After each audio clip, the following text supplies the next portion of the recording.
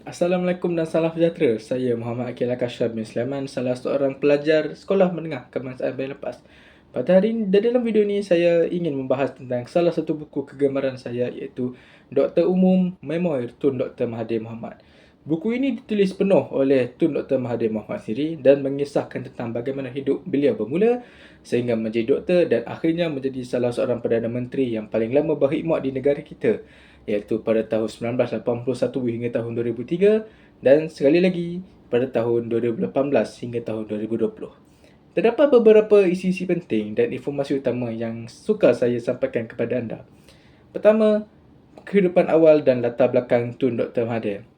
Tun Mahathir membesar dalam keluarga yang serba sederhana di negeri Kedah. Nilai seperti disiplin, pendidikan dan usaha keras sangat mempengaruhi dirinya.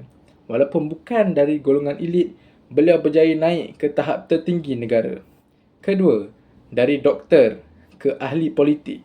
Beliau bermula sebagai seorang doktor sebelum masuk ke dunia politik.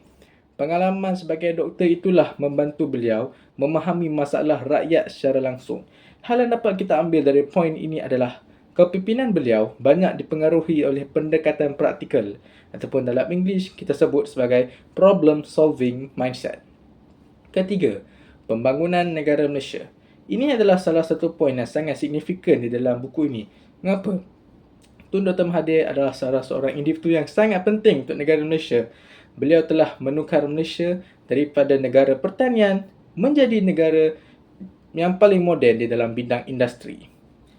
Dan contoh poin yang sangat kuat yang boleh saya berikan adalah visi jangka panjang penting untuk membangunkan sesebuah negara. Keempat, cabaran dan kontroversi. Kepimpinan beliau bukan tanpa kritikan. Beliau pernah ada konflik dengan Perdana Menteri pertama kita, iaitu Tunku Abdul Rahman.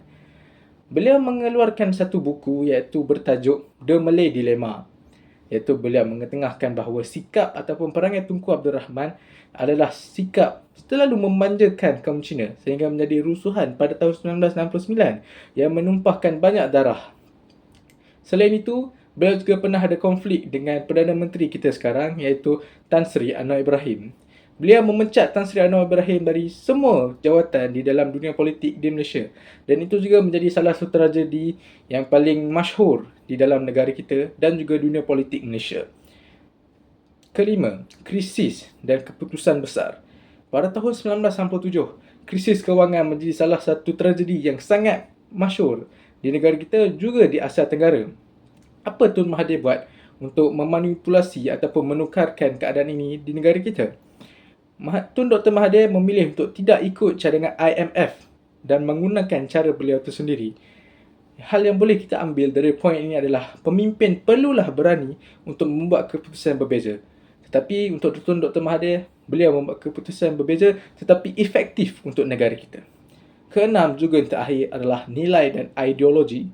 Penekanan kepada identiti Melayu, perpaduan dan pembangunan ekonomi.